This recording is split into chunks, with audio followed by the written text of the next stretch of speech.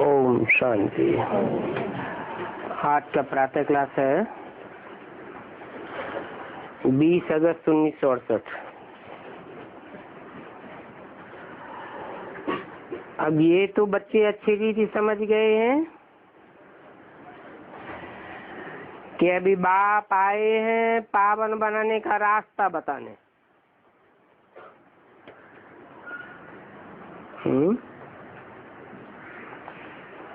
पावन बनाने आए हैं या पावन बनाने का रास्ता बताने आए हैं?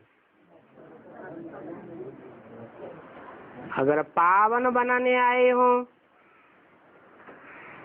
फिर तो सबको एक जैसा पावन बनाएंगे या नंबरवार बनेंगे? है? बाप पावन बनाने आए हैं तो एक जैसा बनावेंगे या पार्शलिटी करेंगे?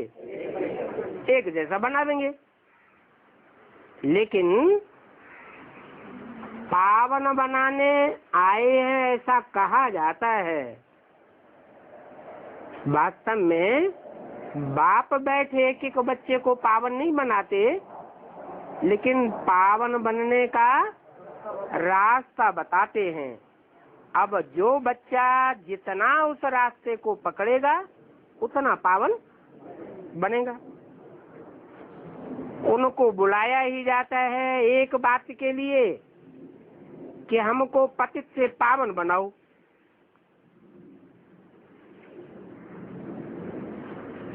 उनको बुलाया जाता है।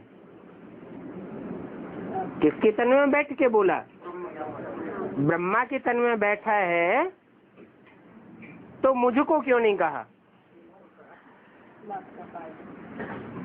उनको कह के दूर क्यों कर दिया? कि वो बाप का पार्ट जो रास्ता बताता है वो भविष्य में पार्ट बजने वाला है।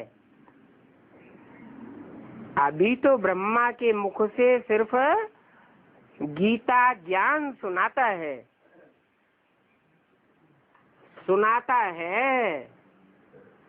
गहराई से समझाता भी नहीं है, सिर्फ सुनाता है। तो जो पतित पावन कहा जाता है, भक्त लोग कहते हैं पतित पावन, पतितों को पावन बनाने वाला, और भक्त लोग ही उसको बुलाते हैं कि आ करके पतितों को पावन बनाओ। तो क्या वो पावन बनाने आता है या रास्ता बताने आता है? बुलाया ही जाता है एक बात के लिए, क्योंकि पावन दुनिया पास्ट हो गई है, अभी पतित दुनिया है। पावन दुनिया कब पास्ट हुई और पास्ट हुए कितना समय हुआ ये कोई भी नहीं जानते हैं। तुम बच्चे ही जानते हो कि बाप फिर से इस तन में आया हुआ है, तुमने ही बुलाया है कि बाबा आकर के हम पतितों को पावन बनाओ। तो हम पावन कैसे बने ये तो जानते हो कि हम पावन दुनिया में थे और अभी पतित दुनिया में है पतित दुनिया में। परंतु जिस पतित दुनिया में है वो दुनिया भी बदल रही है। कहाँ बदल रही है? बदल रही है कि बिगड़ रही है? लेकिन कई बच्चे हैं ना। हाँ, बदल गए। बदल रही है। उसकी निशानी ये है कि अति होगी तो अंत भी होगा। अति जब तक न हो तब तक अंत भी नहीं होगा। बाकी पावन बनने का रास्ता तो बता रहे हैं।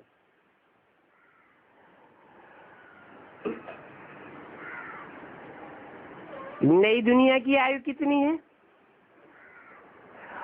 और पुरानी दुनिया की आयु कितनी है, जानते कोई भी नहीं है। पक्का मकान बनाते हैं तो कहते हैं इनकी आयु इतनी होगी, कच्चा मकान बनावेंगे तो कहेंगे इनकी आयु इतनी होगी। तो समझ सकते हैं ये पक्का मकान, ये कच्चा मकान कितने वर्षों चलेगा या कितने वर्षों तक चल सकता है। और मनुष्यों को तो ये पता ही नहीं है कि ये जो सारी दुनिया एक सृष्टि रूपी मकान है, इनकी आयु कितनी है। तो जरूर बाप को ही आकर के बताना पड़े। बाप कहते हैं बच्चे अभी ये पुरानी पतित दुनिया पूरी होगी, नई पावन दुनिया स्थापन हो रही है।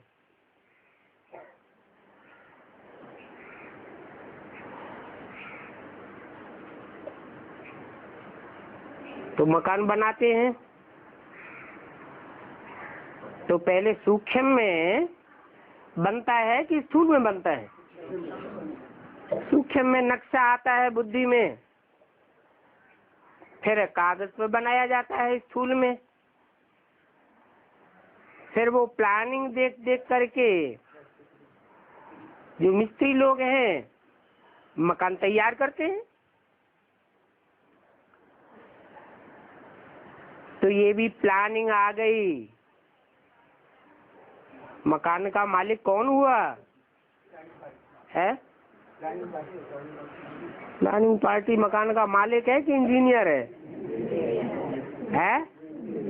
वो तो इंजीनियर है, प्लानिंग करने वाले हैं कि ऐसे ऐसे ऐसे ऐसे मकान बनाना है। उनकी बुद्धि में प्लानिंग आवेगी, उनकी बुद्धि में ये नहीं आवेगा कि नया मकान बनाया जाए। तो वो है इंस्पिरेटिंग पार्टी। मकान का मालिक मकान बनाने के लिए इंजीनियर्स को, मिस्त्रियों को, मजदूरों को इंस्पिरेट करता है।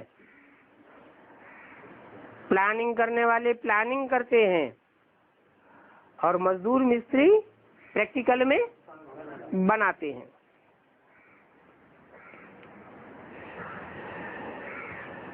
तो तुम जानते हो कि ये नई दुनिया स्थापन हो रही है। पहले मन बुद्धि में वो नक्शा खींचा जाता है, बाद में स्थूल में समझ में आता है। ये भी जानते हो कि नई दुनिया में बहुत थोड़े मनुष्य थे। और नई दुनिया है ही सत्य युग। आज पुरानी दुनिया में थोड़े हैं कि बहुत हैं? बहुत हैं। तो जो भी बहुत मनुष्य हैं तो सब झूठे, लेकिन 100% सब झूठे हैं या नंबरवार झूठे हैं। इससे साबित होता है कि सत्य को स्थापन करने वाले, सत्य खंड स्थापन करने वाले सच्चे भी कुछ परसेंटेज में हैं जरूर, लेकिन थोड़े हैं या बहुत है? थोड़े हैं। तो जो सच्चे हैं वो ही सत्य बाप के सचखंड में आते हैं। नई दुनिया है ही सचखंड, सत्य युग कहा जाता है, उसको सुखधाम भी कहा जाता है। इस दुखधाम का अंत तो जरूर आना ही है, फिर सुखधाम भी मस्ट रिपीट। सबको ये समझाने का है कि बाप डायरेक्शन देते हैं कि अपन को नई दुनिया में लाने के लिए आत्मा समझो और बाप को याद करो और दूसरों को भी यही रास्ता बताओ। अगर नई दुनिया में आना है तो क्या रास्ता बताओ? अपन को आत्मा समझो, आत्मा समझ आत्माओं के बाप को याद करो और दूसरों को भी ये रास्ता बताओ। लौकिक बाप को तो सब जानते हैं, इस पारलौकिक बाप को कोई नहीं जानते हैं।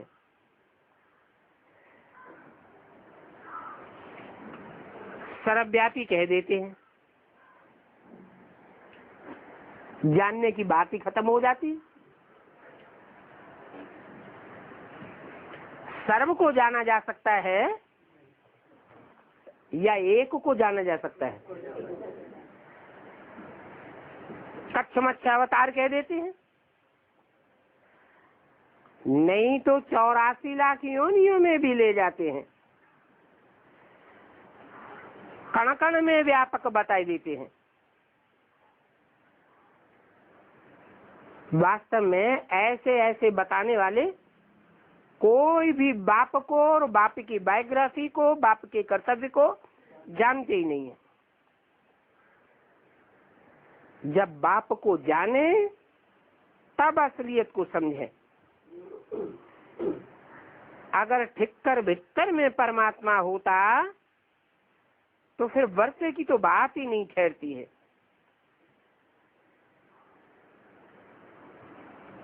ठिक्कर बुद्धि में परमात्मा आवेगा तो ठोकरें खिलावेगा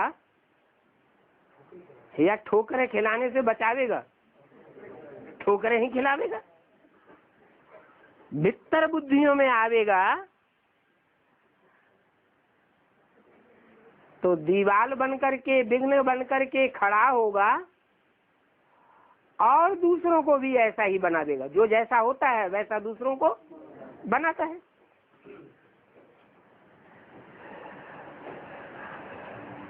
तो ठिक्कर बित्तर से तो बात वर्षे की ठहरती नहीं है। भगवान की पूजा भी करते हैं और देवताओं की भी पूजा करते हैं, परंतु न देवताओं के ऑक्यूपेशन को जानते हैं और न भगवान के ऑक्यूपेशन को जानते हैं। पूजा का ऑक्यूपेशन से क्या कनेक्शन? कोई कनेक्शन है या नहीं है? क्या?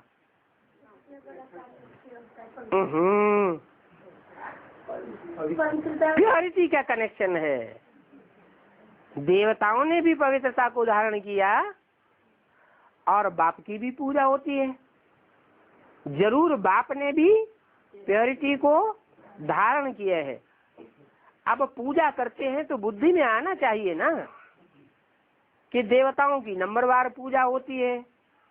सभी देवताओं की एक जैसी पूजा तो होती नहीं है और सबसे जास्ती पूजा भगवान की होती है। तो जिस भगवान की सबसे जास्ती पूजा होती है वो कौन? अरे जिसकी जास्ती पूजा होती है उसके प्रूफ भी तो दुनिया में मिल रहे हैं। दुनिया में नग्न मूर्तियां और लिंग मूर्तियां सबसे जास्ती तादाद में मिल रही है। इससे साबित होता है कि ये दो बड़े से बड़ी हस्तियां हैं। शिवलिंग जिसे कहा जाता है वो निराकार की यादगार है और नग्न मूर्ति के रूप में जो मिलता है वो साकार की यादगार है।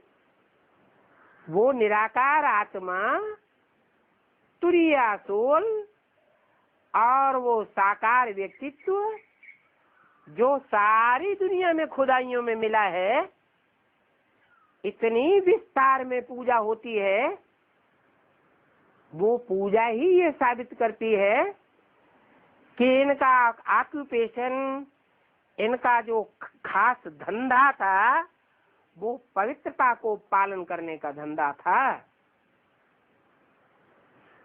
इम्प्योरिटी को खलास करने का धंधा था। क्योंकि देवताओं की तो नंबरवार पूजा होती है और इनकी तो बहुत पूजा होती है। तो देखो, दुनिया के लोग तो बिल्कुल इन बातों से बेवकूफ है। किन बातों से? पूजते भी हैं, नंबरवार भी पूजते हैं, लेकिन अकल नहीं चलाते।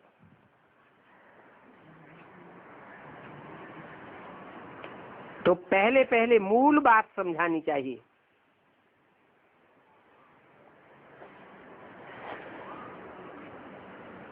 सिर्फ चित्रों से कोई नहीं समझ सकेंगे। मनुष्य को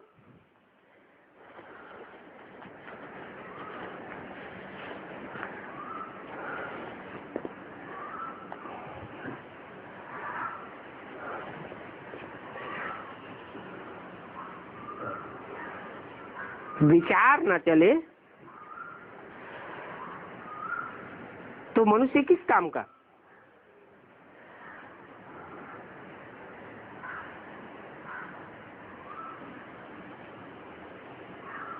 मनुष्य न रचयिता को जानते हैं न रचना को जानते हैं।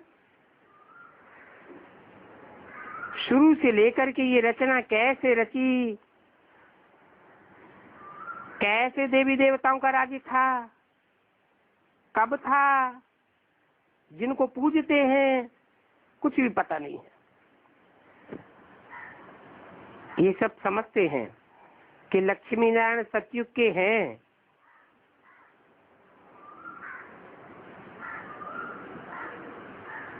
शास्त्रों में लिखा हुआ है लक्ष्मी नारायण का राज्य सतयुग में था। राम सीता आदि त्रेता की चंद्रवंशी है। सिर्फ इतना पता नहीं है कि कितना समय उनकी राजधानी चली। समझते हैं कि लाखों वर्ष सूर्यवंशी और लाखों वर्ष चंद्रवंशी राजधानी चली। इसको कहा जाता है अज्ञान। अभी तुम बच्चों को तो बाप ने समझाया है, तुम फिर औरों को रिपीट करते रहते हो, बाप भी रिपीट करते रहते हैं कि ऐसे ऐसे समझाओ, पैगाम दो। अगर पैगाम ही नहीं देंगे तो फिर राजधानी कैसे स्थापन होगी?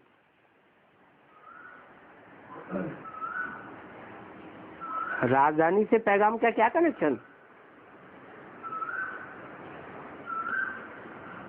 जो जितना जितना पैगाम देते जावेंगे, जितने लोगों को पैगाम देंगे, वो पैगाम लेने वाले पैगाम देने वालों की राजधानी में आवेंगे जरूर। तो ऐसी राजधानी स्थापन होती है। पैगाम लेने वाले ढेरों के ढेर होंगे और देने वाले थोड़े होंगे। परंतु यहाँ पर बैठ जाने से तो पैगाम देने का काम नहीं हो सकता। हाँ, घर में बैठने वाले भी चाहिए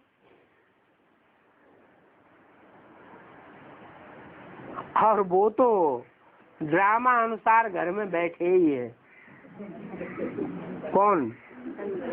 जो पैगाम ले लेते हैं और बहुत अच्छा कह के घर में बैठ जाते हैं। परंतु इस ज्ञान यज्ञ की संभाल करने वाले भी तो चाहिए ना। बाप के पास कितने बच्चे आते हैं मिलने के लिए,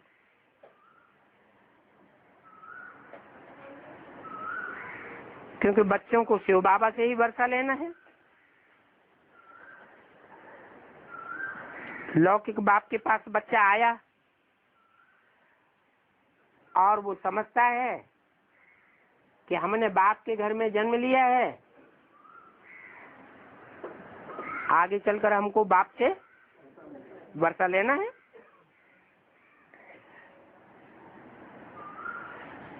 बच्ची तो जाकर के हाफ पार्टनर बनती है।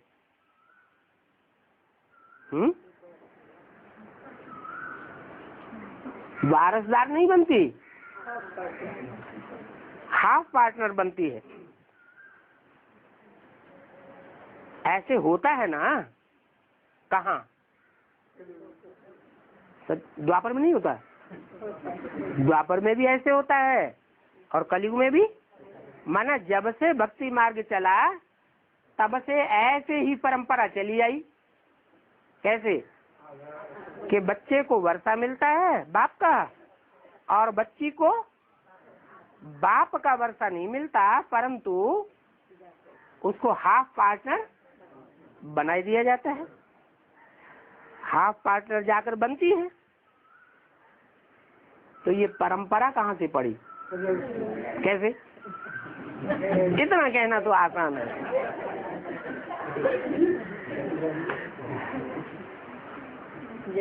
कैसे परंपरा पड़ी?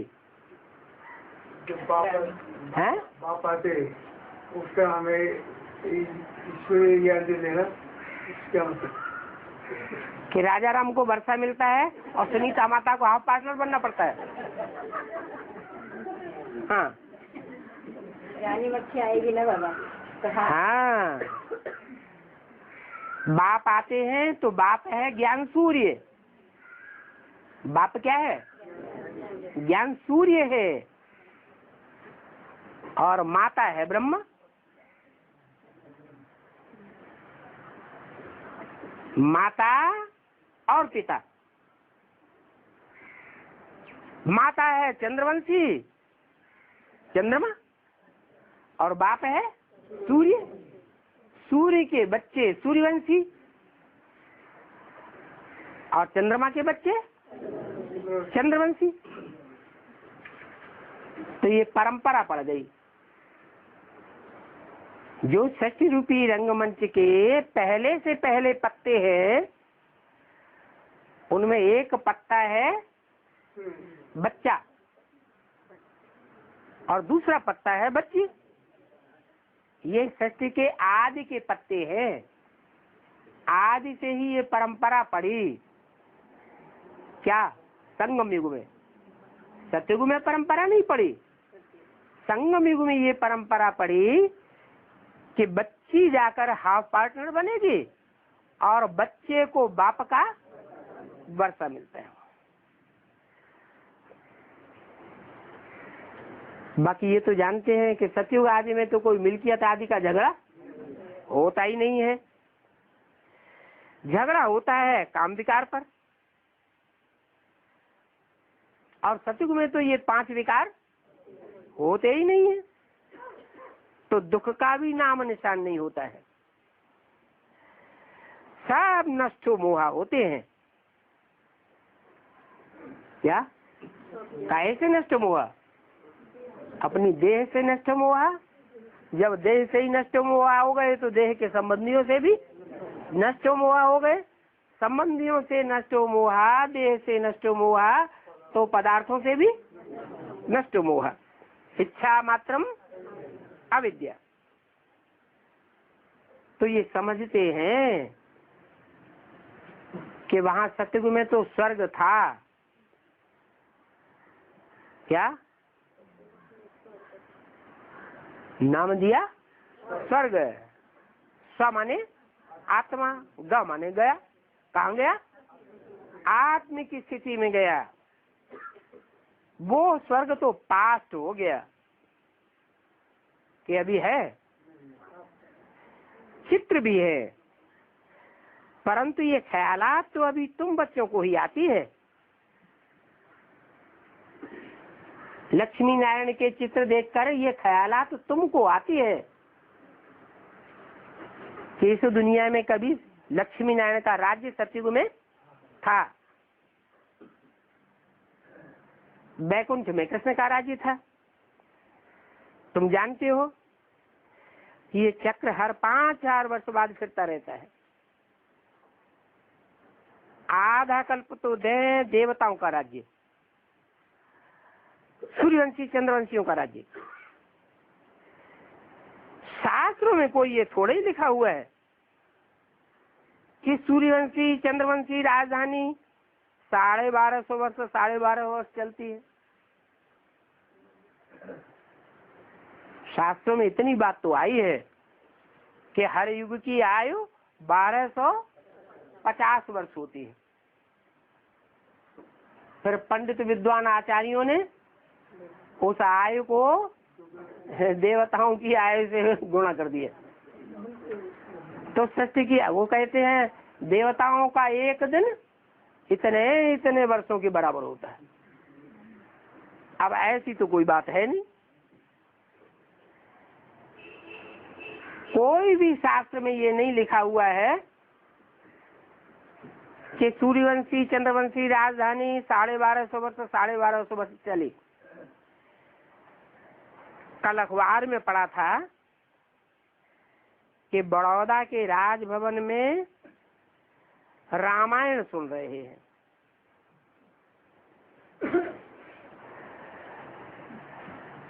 कुछ भी आफतें आती हैं तो मनुष्य भक्ति करने में लग जाते हैं कि भगवान राजी हो जाए। अब ऐसे कोई भक्ति करने से भगवान राजी हो नहीं होता है। भक्ति भावना करने से भगवान राजी होगा क्या? ये तो ड्रामा में नूंद है। भक्ति करने से भगवान कब राजी नहीं होता है कि टांग वांग दबाने लगो, हाँ, अच्छे अच्छे भोजन खिलाने लगो तो भगवान राजी हो जाएगा। भक्त लोग समझते हैं ना, भगवान को टाइम पर भोग लगाएंगे, पूजा अर्चन करेंगे तो भगवान राजी हो जाएंगे।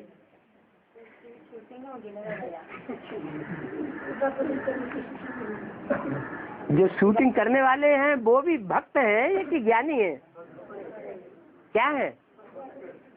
जो शूटिंग करने वाले हैं वो भी तो भगत ही है।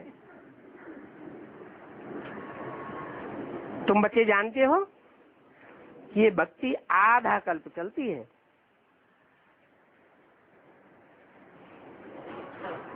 भक्ति करते करते खुद ही दुख उठाते रहते हैं। कितना तीर्थ यात्राओं में भटकते हैं, भटकते भटकते भक्ति करते करते सब पैसे खलास कर देते हैं। इन गुरुओं ने भी खूब लूट मार करके साफ खलास कर दिया। 76 से पहले क्या हुआ है? 76 में विनाश होना है, विनाश होना है, विनाश होना है।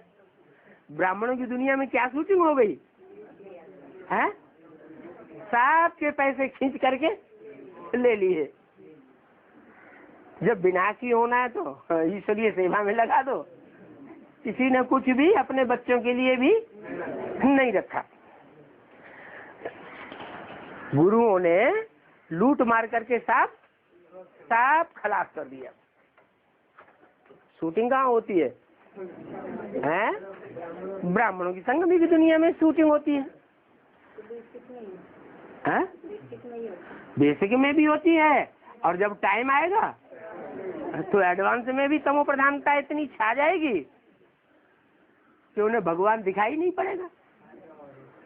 उन्हें भगवान दिखाई पड़ेगा कि उस समय देहधारी गुरु ही भगवान दिखाई पड़ेंगे।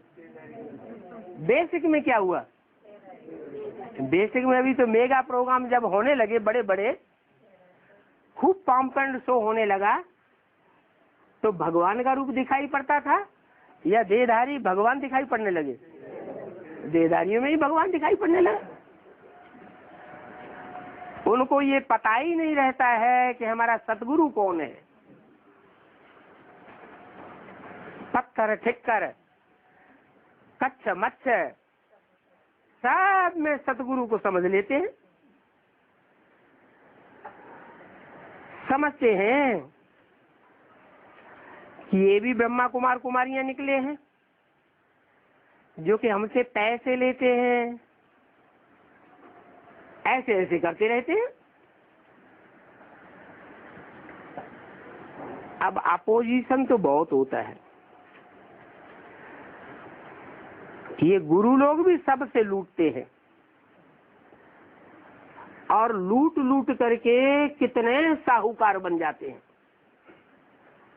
कितने साहूकार बन जाते हैं कि गृहस्थियों के पास जितना धन वैभव नहीं होते हैं उससे ज्यादा प्रॉपर्टी धन वैभव गुरुओं के पास मिलता है।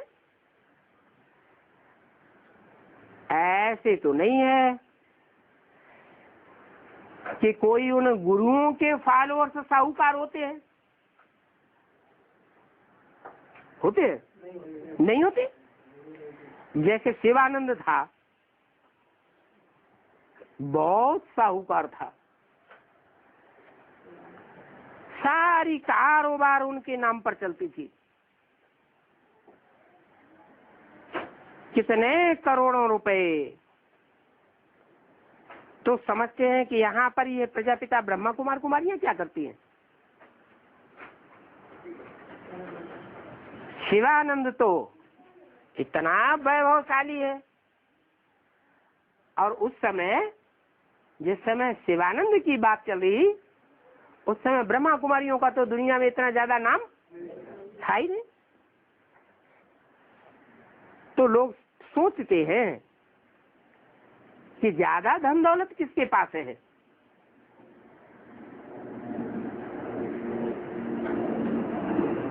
जरूर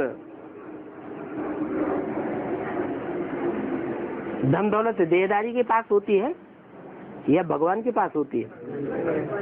देहदारी के पास धन दौलत होती है। तो समझते हैं जरूर इस ब्रह्मा के पास धन दौलत होगी, शिव बाबा के पास तो कुछ भी होता ही नहीं है।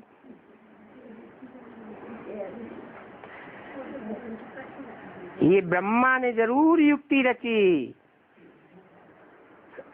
युक्ति रच करके पहले पैसे इकट्ठे किए होंगे, बस इतना लोग समझते हैं और कुछ भी नहीं समझते। कोई विरले ही समझने वाले निकलेंगे। जो बच्चे सर्विस पर हैं वो समाचार भी देते रहते हैं, समझाया जाता है ये तो ईश्वरीय परिवार है। क्या इस ईश्वरीय परिवार में कोई भी ब्रह्मा साहूकार का नहीं चलता है? ईश्वरीय परिवार में कहाँ से आता है? ब्रह्मा से आता है क्या? नहीं, बच्चे ही देते हैं, बच्चों से ही आता है। बच्चे अपने पैसे से अपनी राजधानी स्थापन करते हैं। तो जो बच्चे देते हैं वो किसको देते हैं? अपने कर लेने के लिए भगवान को देते हैं, ईश्वर को देते हैं।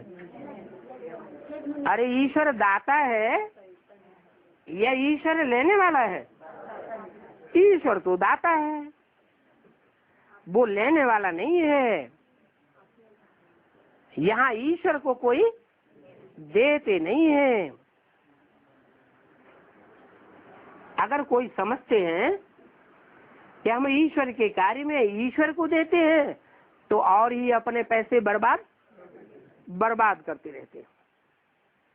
बाबा तुम बच्चों से पूछते हैं कि तुमको कितने अथाह पैसे दिए थे, तुमको स्वर्ग का मालिक बनाया था, फिर वो सब धनमाल कहाँ चला गया? तुम इतने कंगाल कैसे बन गए हैं? किससे पूछते हैं? बच्चे से पूछो, ब्रह्मा से नहीं पूछते हैं? ब्रह्मा कंगाल नहीं बन गए हैं? ब्रह्मा कंगाल बन गए? ब्रह्मा कंगाल बन गए? दादा लेखराज ब्रह्मा कंगाल बन गए थे आखिरी जन्म में? तो किससे पूछते हैं? हाँ, तुम बच्चों से पूछते हैं कि तुमको इतना विश्व का मालिक बनाया, सारी दुनिया की धन संपत्ति तुम्हारे चरणों में आ गई, अब आज तुम्हारा ये हाल किसने बनाया? वो सारा धनमाल तुमने कहाँ गंवाया? कैसे इतने कंगाल बन गए? जो मुझे आकर के तुमको बैगर से प्रिंस बनाना पड़ता है। अभी मैं फिर आया हुआ हूँ, अभी तुम कंगाल बन गए, अभी मैं फिर आया हुआ हूँ, तो तुम कितने पद्मा पदम भाग्यशाली बनते हो। तुम जो जो कदम बढ़ाते हो ईश्वरीय सेवा में, वो एक एक कदम में तुम्हारे कदम की कमाई समाई हुई है। मनुष्य तो इन बातों को कुछ भी नहीं समझते हैं। तुम जानते हो कि अब तो इस पुरानी दुनिया में यहाँ पर हमको रहना ही नहीं है, है? जानते हो फिर 70 साल से क्यों रहे पड़े हैं? हमको नहीं रहना है, माने हम आत्मा है, मन बुद्धि से हम इस दुनिया में नहीं रहना चाहते। कहाँ रहने का प्रैक्टिस करते हैं? या तो शांति धाम में या तो सुख धाम में रहते हैं। जानते हैं कि ये दुख धाम की दुनिया तो खलास होने वाली है। अभी मनुष्यों के पास तो ढेर के ढेर पैसे हैं इस दुनिया में, और हम तो कंगाल बने बैठे हैं। अरे बाप के इतने ढेर बच्चे बाप के सामने बैठते हैं, अपने को कंगाल समझते हैं, और ये भी समझते हैं कि हमारे मुकाबले दुनिया वालों के पास तो कितने ढेर के ढेर पैसे हैं। हाँ, ये भी जानते हैं ये ढेर के ढेर पैसे किसी के हाथ आने वाले नहीं हैं, क्योंकि अभी तो विनाश होगा और सब खलास हो जाएगा। कितने मीलों में बड़े बड़े मकान बने हुए हैं, एक एक कॉलोनी मीलों में फैली हुई है, जिनमें रहने वाले ढेर के ढेर हैं। मल्टी स्टोरीज मकान बने हुए हैं, सब खत्म हो जाएंगे। क्योंकि तुम जानते हो जब हमारा राज्य था तब ये और दूसरे धर्म वाले कोई भी नहीं थे। वहां पर तो अथाह धन था। तुम आगे चल करके देखते रहेंगे कि इस दुनिया में क्या क्या होता है। इनके पास तो देखो कितना सोना, कितनी चांदी, कितने नोट आदि है। वो सबका मशीनों से बजट निकालते रहते हैं। क्या आजकल नोटों गिनने की भी मशीन आ गई, सोना तौलने की भी मशीन आ गई, चांदी की भी मशीन आ गई। सब बजट निकालते हैं, अनाउंस करते हैं कि हमारे पास इतना बजट है, हमारे देश में इतना सोना है, हमारे देश में इतनी चांदी है।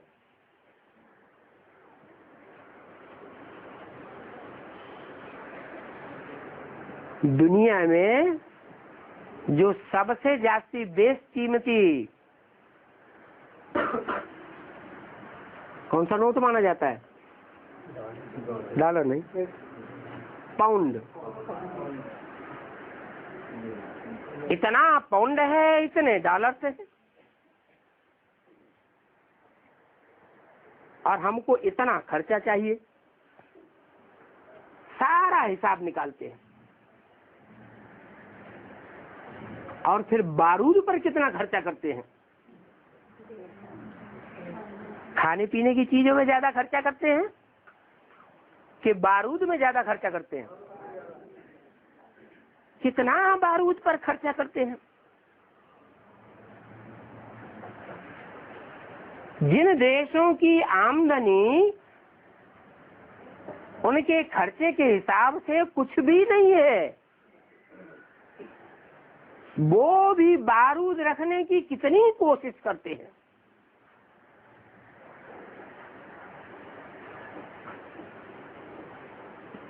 अब ये बारूद रखने की चीज तो है नहीं। रखने चीज तो होती है सोना और चांदी।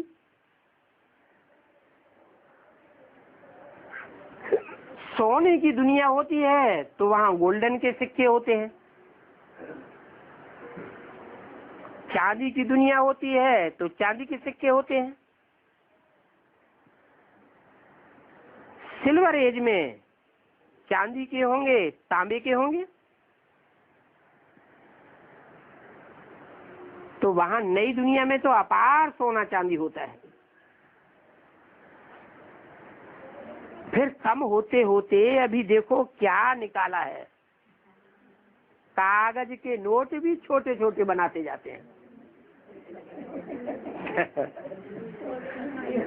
कागज पर भी ज्यादा पैसा खर्चा नहीं करना चाहते।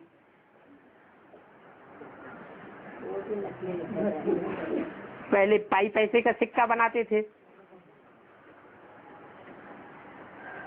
कम से कम तांबे का तो बनाते थे।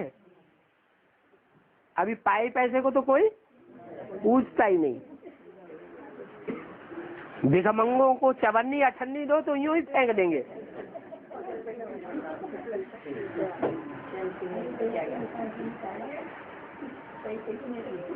अभी ब्रह्मा बाबा के जमाने में, अंग्रेजों के जमाने में फिर भी चांदी के सिक्के चलते थे 1 रुपए के। अभी भी वो भी देखने में नहीं आते। मिट्टी के सिक्के निकाले हैं। लोहा होता है ना जो बिल्कुल सड़गल जाता है, उसे मिट्टी लोहा कहा जाता है। जैसे चांदी को जमीन पे गिराओ तो टन करके बोलेगा, और वो मिट्टी का रुपया गिराओ तो ठर करके रह जाएगा।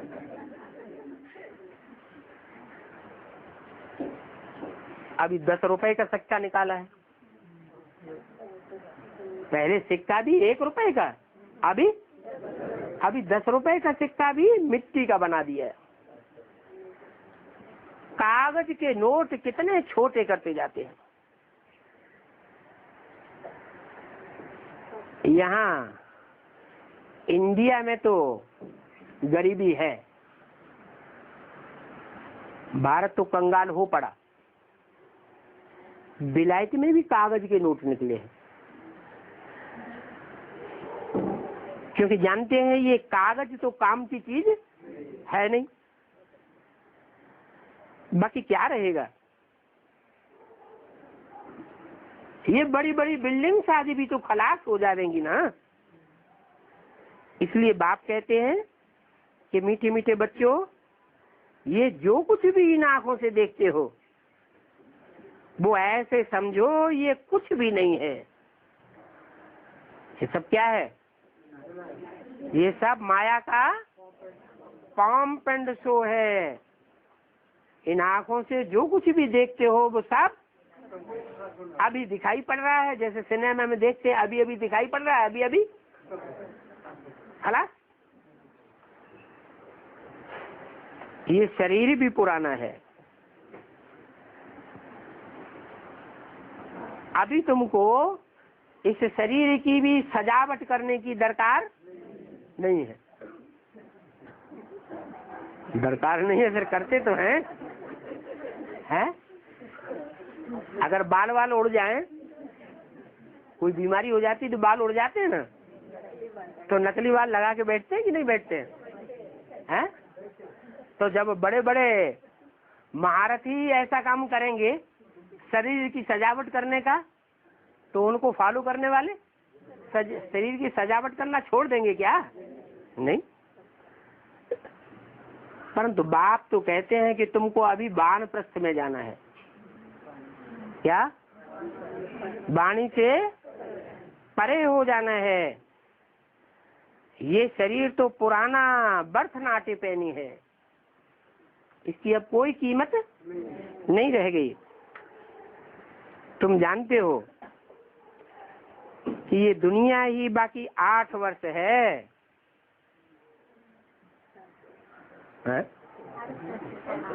68 की वाणी, 8 वर्ष की दुनिया रह गई। तो इस हिसाब से कब दुनिया खलास हो जाती है? 76 में दुनिया खलास हो जाती है।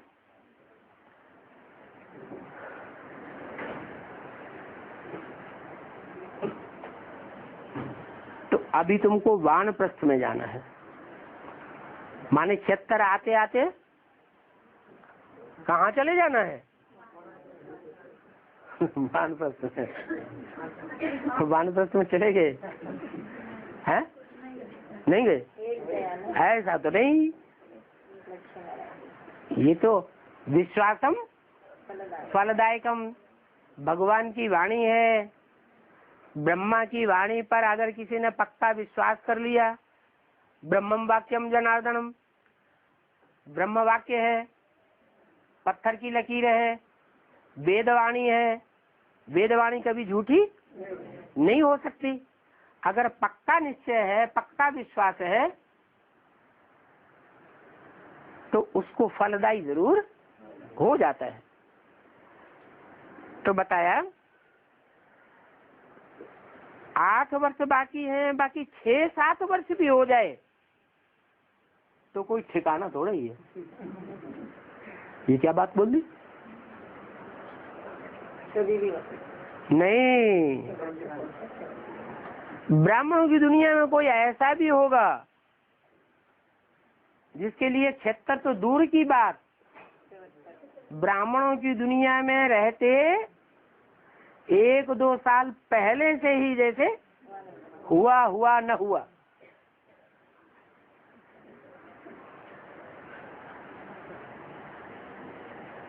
लंगर उठ जाता है बुद्धि का।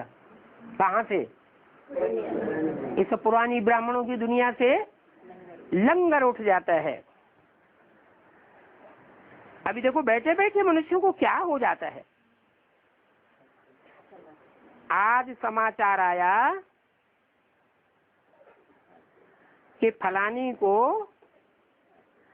अर्धांग हो गया, हॉस्पिटल में पड़ी हुई है। बैठे बैठे हार्ट फेल हो जाता है।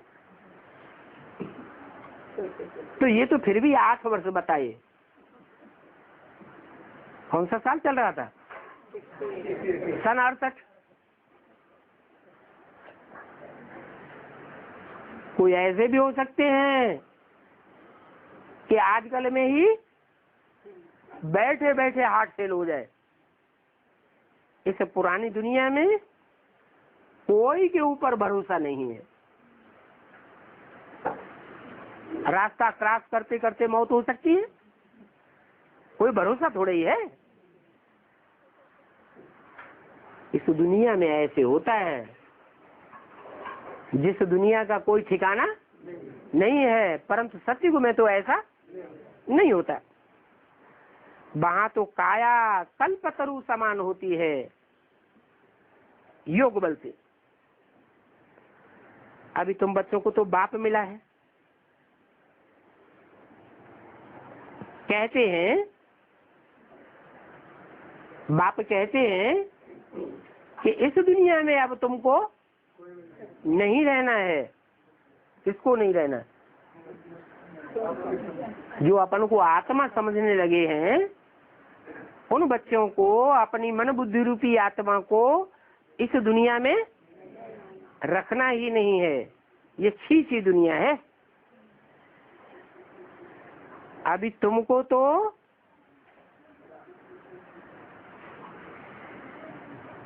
जो दुनियावी साधन है उनसे अपने शरीर का श्रृंगार नहीं करना है। क्या? हाँ? क्रीम पाउडर वगैरह लगाते हैं ना, फूल वूल लगाते हैं कि नहीं? अभी तुमको तो योग बल से अपना श्रृंगार करना है। क्या? जितना जितना याद में स्थिर होते जावेंगे तुम्हारे चेहरे चमकते जावेंगे। जानते हो कि वहाँ नई दुनिया में तो बच्चे भी हैं युगल से पैदा होते हैं। विकार की वहाँ बात हो ही नहीं सकती। वहाँ रावण राजी नहीं। योग बल से तुम सारी दुनिया को पावन बनाते हो। हैं? वाणी के बल से नहीं बनाते हो। हैं?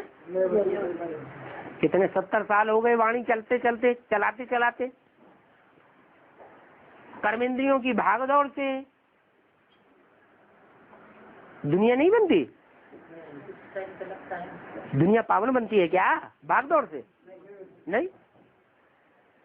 कैसे पावन बनेगी? जब तक तुम वाइब्रेशन को नहीं पलटेंगे।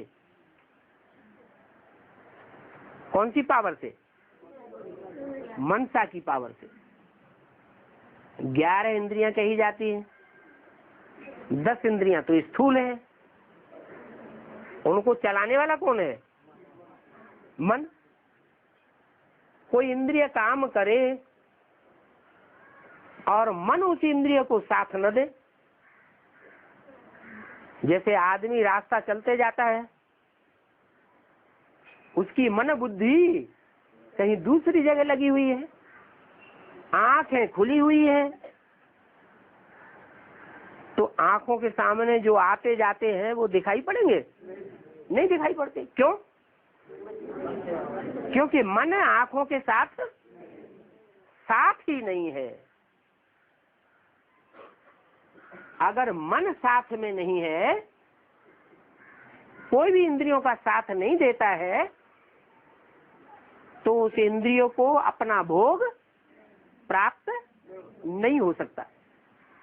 माने इंद्रियां कितनी ही प्रबल क्यों न हो, लेकिन अगर मन साथ नहीं देता है तो उनकी प्रबलता कोई काम की नहीं है। तो तुम समझ गए हो कि मन के वाइब्रेशन से तुम इस सारी दुनिया को चेंज करेंगे। अभी क्यों नहीं चेंज कर पाते हैं? क्योंकि मन इतना प्रैक्टिस अभ्यास ही नहीं बना है। इन बातों को भी वो ही समझेंगे जो अपने घराने के होंगे। अपना घराना कौन सा है? जो अपने सूर्यवंशी घराने के होंगे वो इन बातों को समझेंगे। अपने घराने के नहीं होंगे तो उनकी बुद्धि में तो यही रहेगा कि दुनिया की जो पैदाइश है, बाल बच्चों की पैदाइश है, वो सिर्फ इंद्रियों की ताकत से ही होती है। उनकी बुद्धि में योग बल की बात नहीं बैठेगी। ना समझते हैं तो समझना चाहिए कि ये हमारे घराने का नहीं है। ज्यादा उसके पीछे नहीं पड़ना चाहिए। अगर पीछे पड़ गए तो पीछे पड़ के खींच खांच के निकाल भी लिया तो अंत तक सहयोग देगा नहीं देगा, विरोधी बन करके चला जाएगा, धोखा दे देगा। आखिरी धोखा देगा। इससे तो अभी सत्युग में तो आएंगे ही नहीं। जो अभी नहीं समझते हैं वो सत्युग में नहीं आवेंगे। समझने वालों के अलावा जो न समझने वाले हैं वो सभी शांति धाम में जाकर के बैठेंगे और हम सुखधाम में आ जाएंगे। ये बातें तो पक्की हैं, परंतु मनुष्य तो पत्थर बुद्धि होने के कारण उस भगवान के लोक को भी, आत्मिक लोक को भी घर नहीं समझते हैं। वो तो समझते हैं कि आत्माएं जाती रहती हैं और दूसरी आती रहती हैं और सृष्टि वृद्धि को पाती रहती है। वो आदि मध्य रचना को, रचयिता को जानते ही नहीं।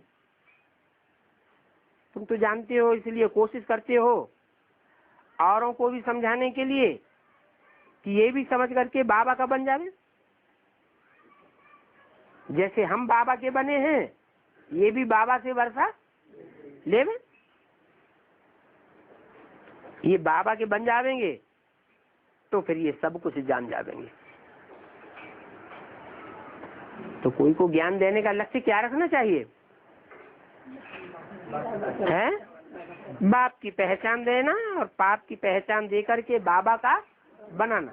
अगर इतना काम कर लिया तो बाकी और चित्रों पर और डिटेल में समझानी देने की दरकार है ही नहीं।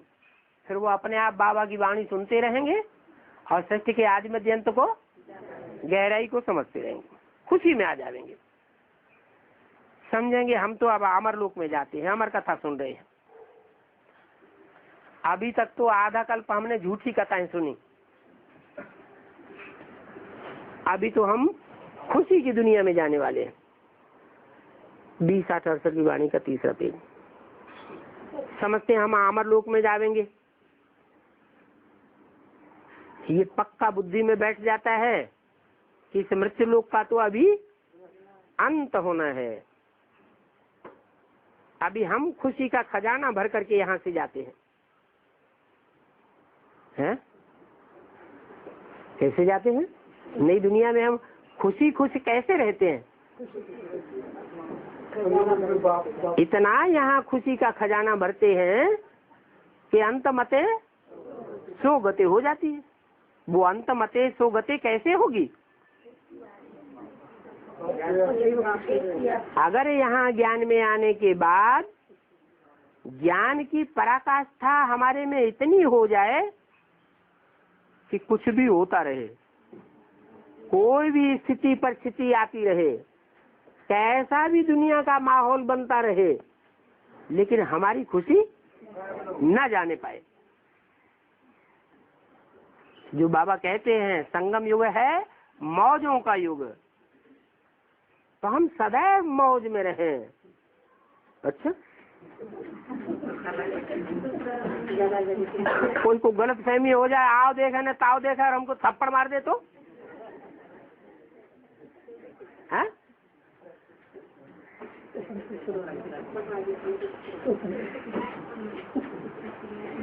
उस समय खुशी गायब होगी कि नहीं होगी? है? होगी। क्यों खुशी गायब होनी चाहिए? अरे पूर्व जन्म में हमने ऐसा कुछ किया होगा, तभी तो आप ताबड़तोड़ हमारे साथ कोई ऐसा व्यवहार करेगा। जो ज्ञानी होगा वो हल्कापन महसूस करेगा या भारीपन महसूस करेगा? हल्कापन कैसे? थप्पड़ खाए और हल्कापन, ये क्या बात हुई है? हाँ, समझेगा कि 63 जन्म का जो हिसाब किताब है, हम तो राजयोग सीख कर राजा बनने वाली आत्माएं हैं। और राजाओं ने तो कितने कितने अत्याचार किए हैं? ऐसे ऐसे अत्याचारी राजाओं ने कितना लोगों को तंग किया होगा। और अभी वही आत्मा हम राजयोग सीख रहे हैं, तो लोग हमसे हिसाब किताब लेंगे कि नहीं लेंगे? जरूर नहीं।